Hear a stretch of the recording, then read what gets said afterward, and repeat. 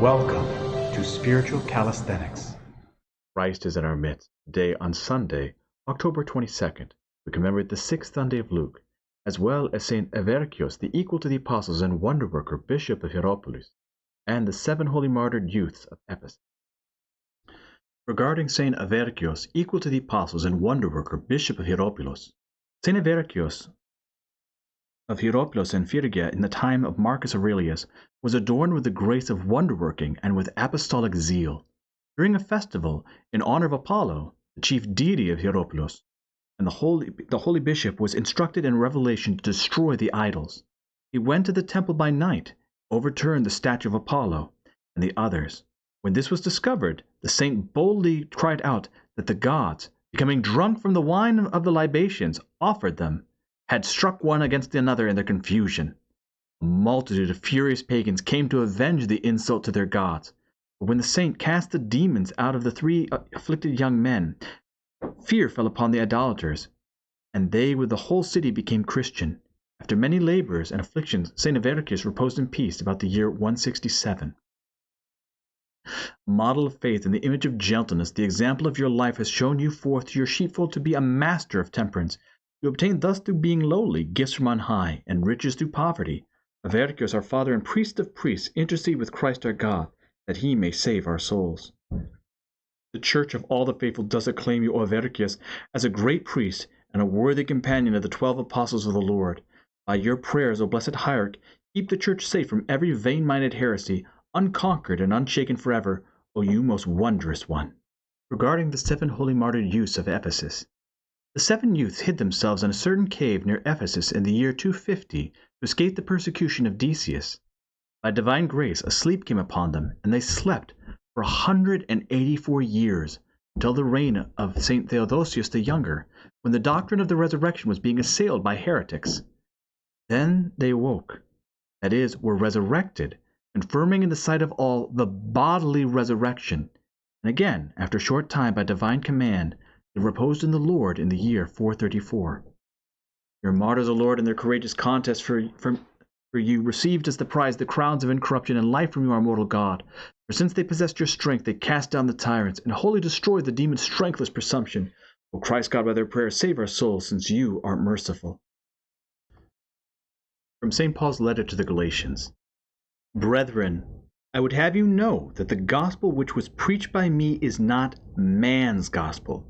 For I did not receive it from man, nor was I taught it, but it came through a revelation of Jesus Christ.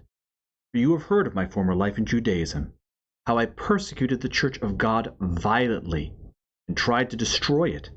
And I advanced in Judaism beyond many of my own age among my people. So extremely zealous was I for the traditions of my fathers.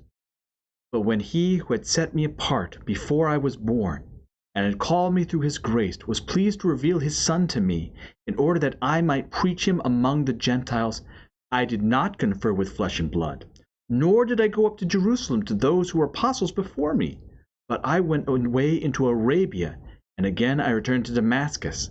Then, after 3 years, I went up to Jerusalem to visit Cephas, and remained with him 15 days, but I saw none of the other disciples except James, the Lord's brother. This is something that St. Paul is teaching us, that the church is not encapsulated in a man, is not encapsulated in a single person. It is Christ's church. And so therefore, whether the truth is taught from St. Paul or St. Peter or a bishop or a priest, the church is the truth. The vehicle, the preacher who is telling it, myself included, is not important. And so therefore, St. Paul is telling us that his authority does not come from the sake that he spoke to one of the disciples or one of the other great teachers, but came directly from Christ. And that Paul's teachers outside of Christ were not of the upper echelon names, but were preachers in these other areas, in Arabia, in Damascus, meaning that the church, regardless of where it is the bastion and the keeper of the truth. The Gospel according to St. Luke.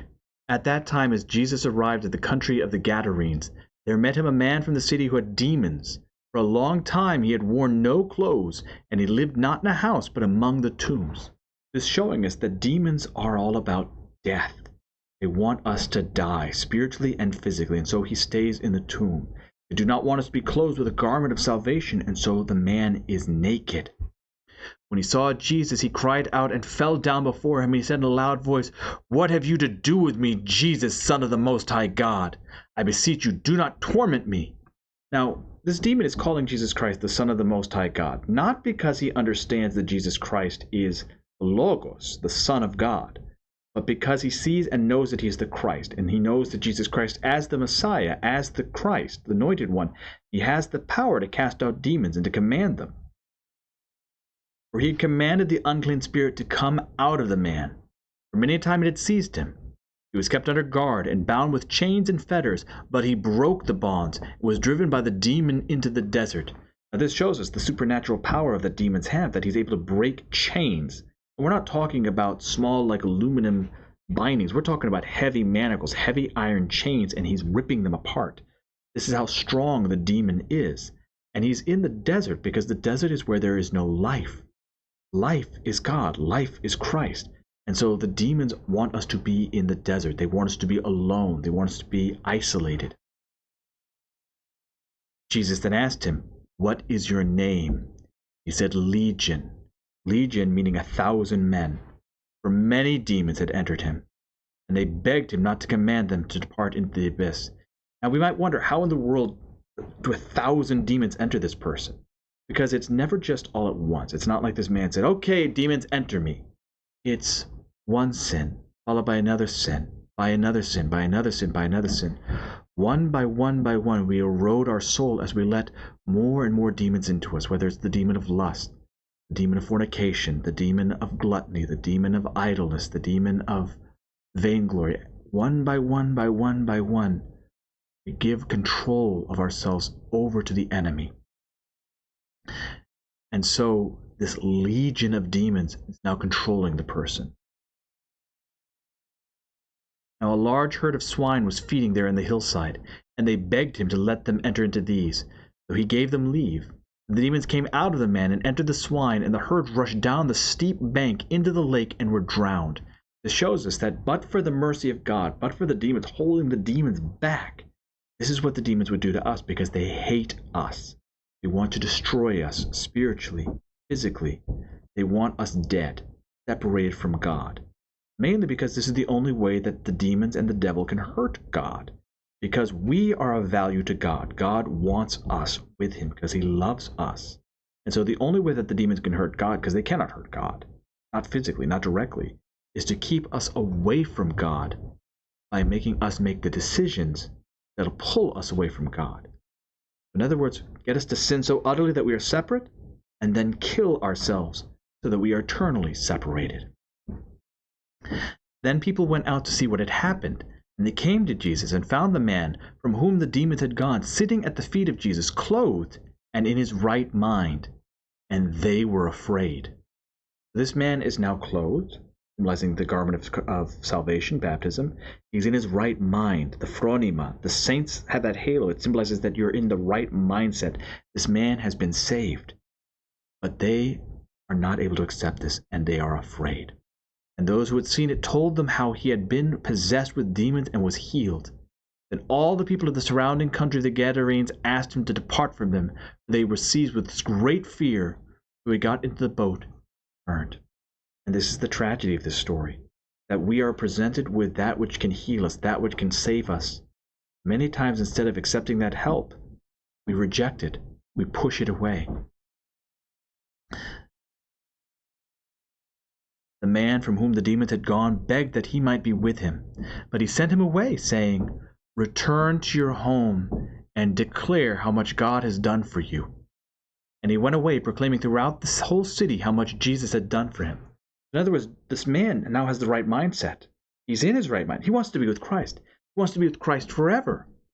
But Jesus Christ did not push him away because he didn't want to be with him, because he thought the man wasn't able to be with him. No, he made this man a disciple, an apostle, prepare the way. So as this man who was formerly possessed is now in the city, declaring the glory of God, He is preparing the harvest so that when the disciples come back later after the resurrection, they will be more readily able to accept and experience Christ.